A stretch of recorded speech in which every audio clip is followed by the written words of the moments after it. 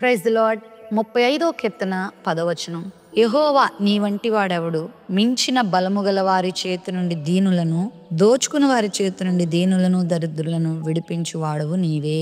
యెహోవా వంటి వారు ఎవరూ లేరు. పరాక్రమంలో గాని, బలములో గాని, జ్ఞానములో గాని, ప్రేమించటంలో కానీ, విడిపించటంలో గాని, సంరక్షించడంలో గాని, రక్షించడంలో గాని ఆయనను పోలిన వారు ఎవరూ లేరు. బలము గలవాని చేతుల నుండి దీనులను విడిపించేవాడు ఆయన. ఇంత భయంకరమైన శ్రమలో నుండి నన్ను ఎవరు విడిపిస్తారు? ఇంత భయంకరమైనటువంటి వ్యాధి చేతుల నుండి నన్ను ఎవరు విడిపిస్తారు? ఇంత ఛిద్రమైన పరిస్థితుల నుంచి, శిథిలమైన పరిస్థితుల నుంచి మరలా నన్ను ఎవరు చిగురింప చేస్తారు అని బాధపడుతున్నావా? ఈ వాగ్దానం నీకోసమే. యెహోవాను నువ్వు చేరినప్పుడు, ఆయన నువ్వు అంగీకరించినప్పుడు, ఆయన నువ్వు నమ్మినప్పుడు నీ జీవితంలో ఆయన చేసే కార్యం ఏంటంటే బలమైన శత్రువు చేతి నుండి ఆయనని విడిపించగలడు. చరిత్రలో దేవుని వాక్యంలో ఎంతో మందిని దేవుడు భయంకరమైన వారి హస్తాల నుంచి విడిపించాడు. బారాకు మరియు దెబోరా కాలంలో కనాను రాజు అయిన యాబీను చేతిలో నుండి, అతని సైన్యాధిపతి అయిన సిసేరా చేతిలో నుండి దేవుడు అద్భుతంగా వారిని విడిపిస్తాడు. గొప్ప జయ జీవితాన్ని వాళ్ళకి ఇస్తాడు. సిసేరా వాళ్ళెంతో భయపెడుతూ 900 ఇనపరాధాలతో